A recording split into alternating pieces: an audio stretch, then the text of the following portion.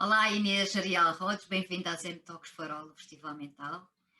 Como é que tu tens estado a sentir estes últimos tempos de segundo confinamento? Olha, primeiro deixa-me agradecer este convite. É com muito gosto Obrigada a nós. que participo nas vossas iniciativas, quer como participante mais ativa, quer como espectadora. Presencial? Exato, porque acho que de facto vocês têm feito um excelente trabalho no âmbito da diminuição do estigma relativamente a questões de saúde e doença mental e portanto não queria deixar esta oportunidade para cumprimentar e Obrigada Inês. parabenizar em Obrigada. relação ao vosso trabalho. Pronto, em termos pessoais, este meu segundo confinamento tem sido, eu diria, conturbado, com coisas muito boas e com coisas más, porque eu tive um descolamento de retina muito grave que me fez estar ainda mais confinada e durante 3 meses imobilizada.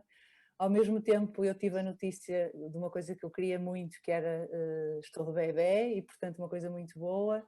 Parabéns. Muito obrigada. E depois outro acontecimento que faz parte da vida, mas que é sempre muito impactante. Eu estou neste momento em luto pelo meu pai. O meu pai faleceu no final de janeiro e portanto tudo isto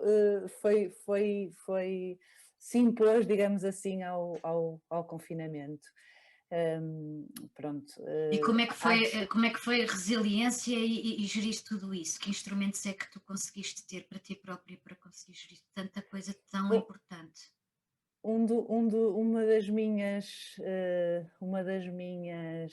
fatores, um dos fatores que contribuem muito para a minha resiliência e capacidade de adaptação são sem dúvidas os outros, ou seja, sou uma privilegiada relativamente à família que tenho, aos meus irmãos, à minha mãe, à família mais alargada, ao meu companheiro, ao Nuno, e portanto acho que tudo isso, aos meus amigos, e portanto tudo isso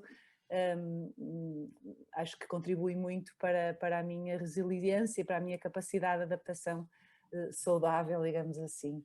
E de recuperação, ao fim e ao cabo, também. E de recuperação, certo, sem dúvida. Então, vamos dizer, para além desses... Retirando estes aspectos e comparando o primeiro confinamento com o segundo, eu acho que também há aqui um fator de aprendizagem, não só num segundo confinamento, se nós estivermos bem ou se tivermos esta capacidade de adaptação a funcionar, podemos rentabilizar como aprendizagem. Claro que há situações em que ela pode agravar determinado tipo de sintomas, porque a segunda vez é quase como uma repetição, aquele fenómeno que às vezes acontece nas repetições do trauma perante algumas situações. Quando nós estamos bem e estamos com as nossas capacidades de adaptação a funcionar, conseguimos adaptar-nos melhor e, portanto, acho que este segundo confinamento teve aqui um impacto menos negativo, no sentido... Também está relacionado com sabermos um bocadinho mais sobre o vírus e sobre a sua contaminação ou não, não é? No primeiro era novidade para todos, não é? Ninguém até à data, retirando uma minoria da população, os reclusos, não é? Ninguém tinha esta experiência de confinamento e havia quase uma espécie de sentimento de realização ou de ficção, não é? Já ouvi várias pessoas a falarem disto. E neste segundo não, neste segundo já as coisas eram mais conhecidas, portanto eram... Apesar de haver agora, ainda que se está a falar, que já tenho falado noutras conversas com outras pessoas também, que é a fadiga pandémica, não é? Que isto é uma coisa que aí traz a crescer em relação àquilo que já vinha de trás. Certo, a esse nível sim, em termos de organização às vezes, sei lá, coisas como a separação entre o trabalho e o não trabalho, acho que aí podemos aprender. Obviamente que há mais desgaste, sem dúvida, não é? Sem dúvida, sim. Em relação ao trabalho e aquilo, a tua percepção que tens de ti, dos teus colegas, eventualmente, que obviamente toda a gente depois fala uns com os outros, não é? O que é que tu notas que houve de diferente aqui? Maior nível de procura de ajuda por ansiedade, por depressão, daquilo que tu conheces, da parte de suicídio, que é uma área que tu trabalhas muito, notaste alguma diferença, alguma coisa que vamos Sim. preocupar todos mais? Ou pensas que as coisas foram estabilizadas e não houve nenhuma alteração por aí além em relação a esta história durante este ano todo? Em termos clínicos, não tenho dúvida, quer da minha experiência, quer da experiência de colegas, sobretudo colegas que ocupam muito mais do seu tempo de trabalho na clínica do que eu, que houve muita maior procura Houve e maior procura. maior procura, e nomeadamente um despolutar de questões de ansiedade muito maior, quer em pessoas que já tinham alguma vulnerabilidade e que já tinham, por exemplo, problemas de ansiedade anteriores ou determinado tipo de patologias também ligadas à ansiedade, quer de pessoas que até à data nunca tinham tido o despolutar, por exemplo, de um ataque de pânico e, portanto, não terei grandes dúvidas sobre isso. Não sei, não tenho grandes dados em termos de comparação de um confinamento e de um segundo. É muito cedo para tal, não é? Mas É, é só, é, estamos a falar só uma espécie de palpite e de conversas e daquilo que uma pessoa sente quando está à frente, não é? sem, sem dúvida, eu ia-te dizer isto, ia-te dizer que temos que pensar nisto a longo prazo. E até porque nas alturas, isto até é um bocadinho comparado, por exemplo, com situações de catástrofe, na altura, nas situações, há toda uma mobilização e depois a médio e longo prazo esta mobilização de apoio, esta mobilização civil de apoio tende a desvanecer, digamos assim, e portanto há aqui uma série de eventuais perturbações que só a longo prazo é que conseguiremos ter o conhecimento sobre este real impacto.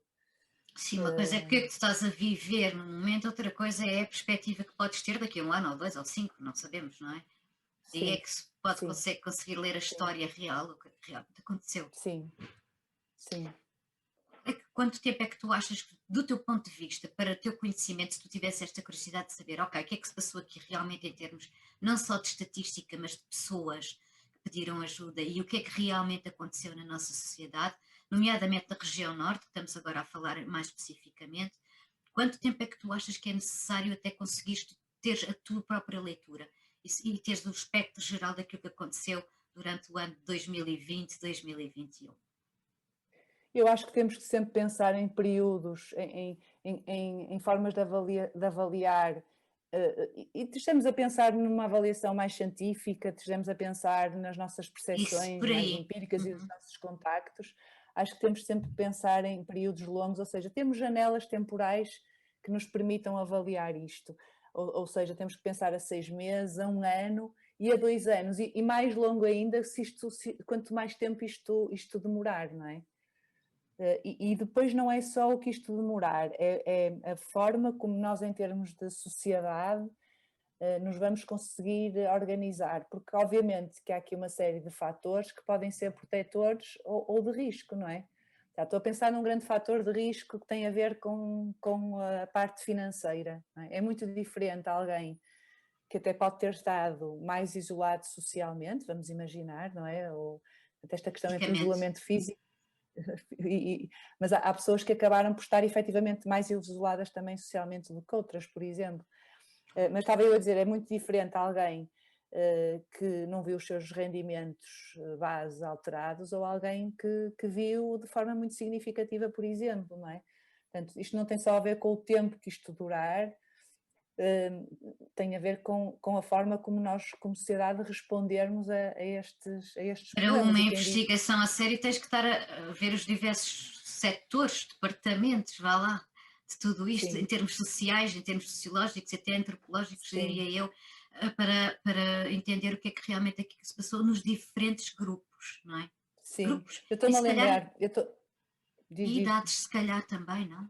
Sim, e idades também. Eu estou-me a lembrar, há bocado falaste da minha área de estudo ser muito ligada aos comportamentos suicidários, eu estou-me a lembrar, por exemplo, de estudos que existiram sobre o efeito da crise económica e financeira em Uhum. 2012, ou que começou portanto, também foi diferente para alguns, de país para país, e há uns estudos muito interessantes que não chegavam muito a acordo, ou seja, havia autores que diziam que havia aqui influência, digamos, direta na questão da crise, no aumento dos comportamentos suicidários, uma tendência para aumento dos comportamentos suicidários, e outros autores que chegavam a resultados inversos. E o que estava a provocar, digamos assim, de forma simples, estas diferenças, estavam relacionadas com o tipo de medidas governamentais na área do apoio social, ou seja, se tivermos uma crise económica, mas tivermos uma sociedade que é solidária, que se mobiliza e que tem medidas governamentais de apoio social, terão um impacto diferente noutros países em que isto não existe, não é? Ok, Pronto, mas essa estava-me diferença a que tu estás a lembrar. falar desses estudos no mesmo país ou em países diferentes? Em países Em diferentes, países não é? Em países diferentes, ok. diferentes, com medidas sociais e de suporte diferentes, não é? Porque às vezes podíamos ir até à micro, ou seja, entre regiões no próprio país, uns terem mais apoio social do que outros e isso também se Sim, refletir dessa maneira. sim. Ou nem. Ou culturalmente terem uma forma de organização social diferente, não é? Também faz sentido isso.